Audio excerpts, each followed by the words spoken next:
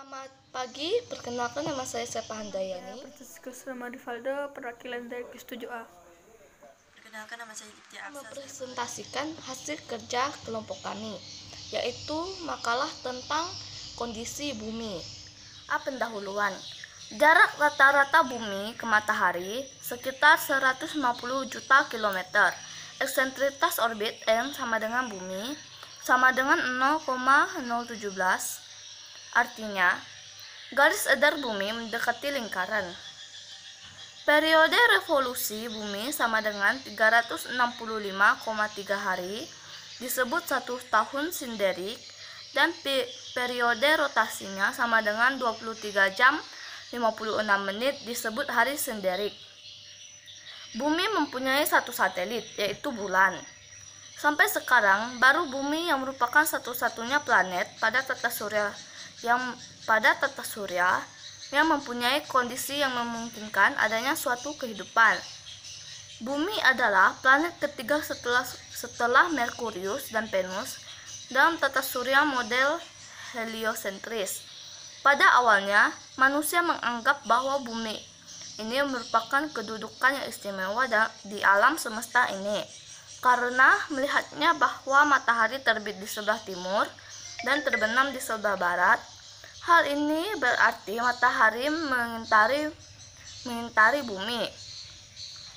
Anggapan ini pula mendasari hipotesis geosentris dari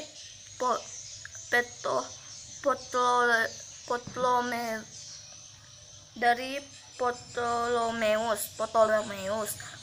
Pandangan geosentris berubah setelah Copernicus mengemukakan teori heliosentris yang mengemukakan bahwa sebenarnya bumi tidak memiliki kedudukan istimewa di alam semesta ini. Bumi hanyalah salah satu planet yang bersama planet-planet lain bergerak mengitari matahari. Meskipun sejak abad ke-18 manusia sudah menyadari bahwa bumi adalah sebuah planet yang bergerak mengitari matahari. Kesadaran ini baru muncul dengan kuat pada paruh abad ke-20. Pada masa ini, penerbangan pesawat luar angkasa semakin maju. Ditinjau dari struktur bumi bagian luar, maka bumi dapat dibagi menjadi litosfer, yaitu bagian padat, hidrosfer, yaitu bagian cair, dan atmosfer, yaitu bagian gas. Bidang batas litosfer dan hidrosfer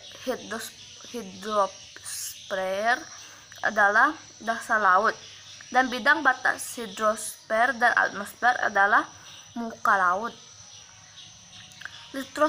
Litosfer secara harfiah berarti lapisan batu bumi. Banyak ahli geofisika mengartikan litosfer secara terbatas, yaitu hanya pada terpurung ke bumi bagian luar saja yang disebut kerak bumi. Buka kurung terus tutup kurung. Hidrosfer secara harfiah diartikan sebagai lapisan air bumi. Air adalah bahan yang telah ditemukan pada bumi dalam 3 fasa. Buka kurung wujud tutup kurung, yaitu padat, yaitu es, cair, dan gas, yaitu uap air. Kemudian, atmosfer berasal dari 2 kata Yunani, yaitu atmos yang berarti uap dan sapphira yang artinya bulatan. Jadi atmosfer adalah bulatan gas yang menyelimuti bumi. Kita ke bagian B, yaitu pembahasan. 1. Hipotesis kejadian bumi. Masalah yang terbesar yang mengganggu para ahli pikir adalah bagaimana sebenarnya bumi ini tercipta. Banyak dengan dikemukakan sesuai dengan tingkat kemajuan ilmu dan pengetahuan. Pada permulaan abad ke-18, di daerah sebelah timur Mesopotamia yang kini dikenal sebagai negara Irak, para ahli arkeologi menemukan sisa tulisan pada tanah liat. Ternyata tulisan itu memuat antara lain tentang kejadian bumi. Cerita tentang adanya banjir besar zaman Nabi Nuh juga terdapat pada tulisan itu. Hal ini sangat sesuai dengan cerita-cerita dalam kitab suci. Teori Newton tentang gravitasi mendorong para ahli untuk mengajukan hipotesis kejadian bumi dengan dasar ilmiah. Kita lanjut ke A. Hipotesis kabut dan Kant dan Lagrange. Immanuel Kant tahun 1755 dari Jerman dalam bukunya Allgemeine Naturgeschichte und Theorie des Himmelsneutonischen Grundsätzen behauptet mencoba mengemukakan pikiran tentang kejadian bumi. Kant mengatakan bahwa asal segalanya ini adalah dari gas yang bermacam-macam, yang tarik-menarik membentuk kabut besar.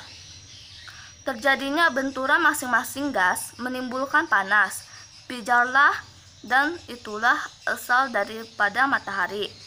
Matahari berputar kencang dan di khatulistiwanya memiliki kecepatan linear paling besar, sehingga terlepas fragmen-fragmen. Fragmen ini yang tadinya pijar melepaskan banyak panas dan mengembun. Kemudian cair dan bagian luar makin padat. Demikianlah terjadi planet-planet termasuk bumi kita ini.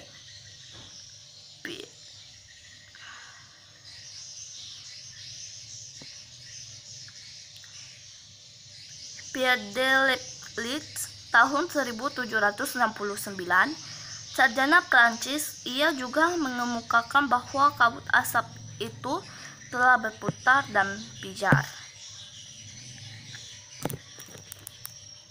Perkenalkan, nama saya Dipti Aksa, saya perwakilan dari kelompok 3 ingin menjelaskan tentang bagian kondisi bumi. Saya akan menjelaskan tentang troposfer.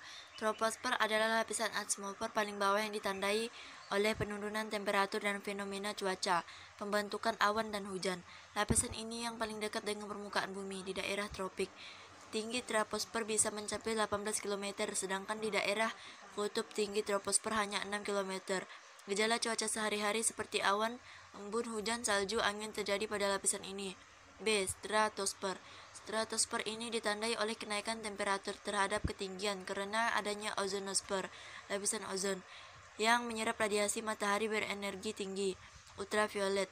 Lapisan ini banyak mengandung gas ozon O2 yang mudah menyerap radiasi ultraviolet dari matahari. Itulah sebabnya lapisan ini lebih panas daripada lapisan troposfer. Pada lapisan ini suhu udara makin ke atas makin tinggi. Lapisan ini berada pada ketinggian 18 km sampai 60 km. C. Mesosfer. Mesosfer adalah lapisan tengah atmosfer yang ditandai oleh penurunan temperatur terhadap ketinggian. Lapisan ini ditandai oleh penurunan suhu rata-rata 0,4 Celcius. Setiap naik 100 meter, suhu udara makin ke atas makin rendah. Suhu pada bagian teratas dari lapisan ini mencapai negatif 140 Celcius. Lapisan ini terletak antara ketinggian 60 km sampai 85 km. D. Termosfer. Termosfer adalah lapisan panas yang ditandai oleh kenaikan temperatur sampai ribuan derajat Celcius. Lapisan ini terletak antara ketinggian 85 km sampai 200 atau 300 km. Suhu pada lapisan ini makin ke atas makin tinggi, hingga pada lapisan teratas mencapai 2000 Celcius. Ini disebabkan karena oksigen yang ada pada lapisan ini menyerap radiasi ultraviolet dari matahari. Bergantung pada tingkat fase aktivitas matahari siang dan malam, dan bergantung pada lintang tempat di atas lapisan ini masih terdapat lapisan termopos yang terletak pada ketinggian 300 km sampai 1000 km. Suhu termopos konstan terhadap ketinggian, tetapi berubah menurut waktu. Pada malam hari suhu berkisar antara 300 Celcius sampai 1200 Celcius, dan pada siang hari berkisar antara 700 Celcius sampai 1700 Celcius. Hidrosfer. Yang termasuk hidrosfer adalah semua bentuk air yang yang ada di permukaan bumi. Yang terbesar adalah samudra dan lautan. Dikatakan bahwa perbandingan antara samudra dan lautan berkisar antara 72 dan 28%. Artinya 72% muka bumi merupa air, sedangkan 28% berupa daratan. Air adalah bahan yang ditemui pada dalam ketiga fasa wujud, yaitu padat, es, cair, dan gas. Uap air dalam bentuk padat air berada dalam atmosfer bagi salju dan sebagai kristal es atau batu es hailstone. Di dalam awan, es tampak pada bumi dalam bentuk ladang salju, air beku dalam tanah atau bagian glasier. Es di pegunungan yang tinggi. Es juga tampak sebagai gunung es, ice banks di ice bank di samudera, dan sebagai air beku di danau dalam bentuk glasier. Ia dapat merubah bentuk daratan. Hidrosfer mempunyai pengaruh yang besar terhadap atmosfer karena air yang menguap akan membentuk awan yang selanjutnya menimbulkan hujan kembali ke lautan. Lagi siklus air semacam itu berlangsung berabad-abad.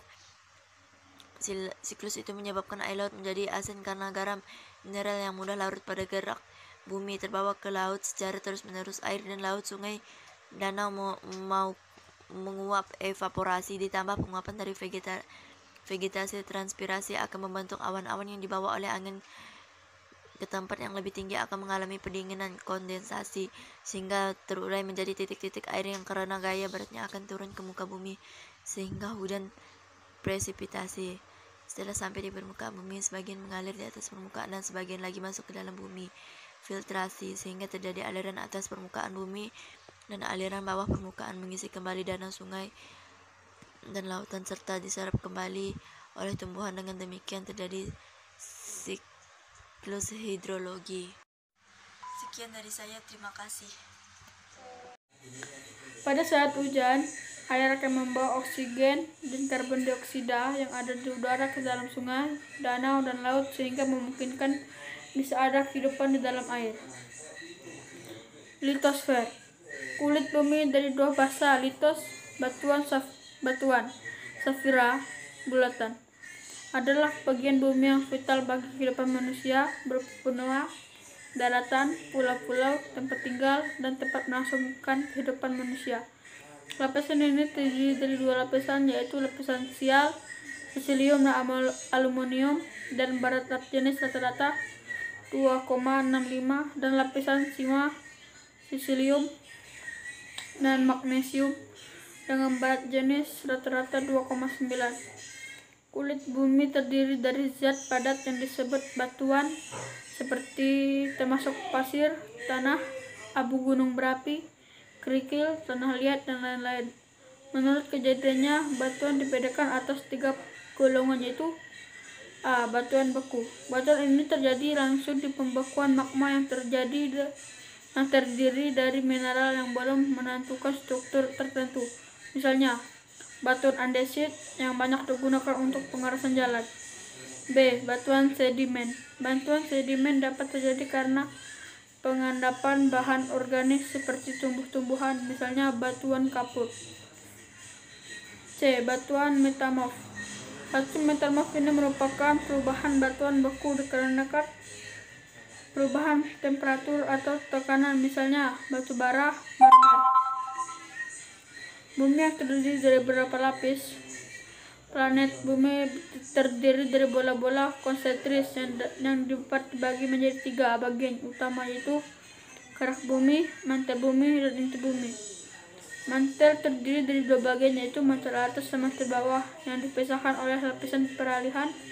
Demikian juga inti bumi dibagi 2 bagian, yaitu inti luar dan inti dalam. Lapisan bumi dapat diuraikan sebagai berikut. 1. Kerak bumi. Kerak bumi merupakan lapisan terluar dari bumi yang padat yang terdiri dari kerak benua dan kerak samudra, yang tersusun dari bermacam-macam batuan dengan ketebalan antara 15 dan 40 km. Di bawah kerak bumi terdapat lapisan yang disebut moho, yaitu lapisan peralihan mempunyai sifat fisik yang tajam antara kerak bumi dan lapisan mantel, terutama desitos dan elastis. Batuan lapisan moho ditemukan oleh ahli geologi bernama Mohorovičić pada tahun 1909. 2. Mantel bumi. Mantel bumi bagian atas dan bawah dipisahkan oleh lapisan peralihan setebal kurang lebih 500 km. Lapisan mantel atas mempunyai ketebalan antara 40 dan 400 km. Terdiri dari batuan ultra basa dan mineral dengan densitas antara 3,3 dan 4,3 gram.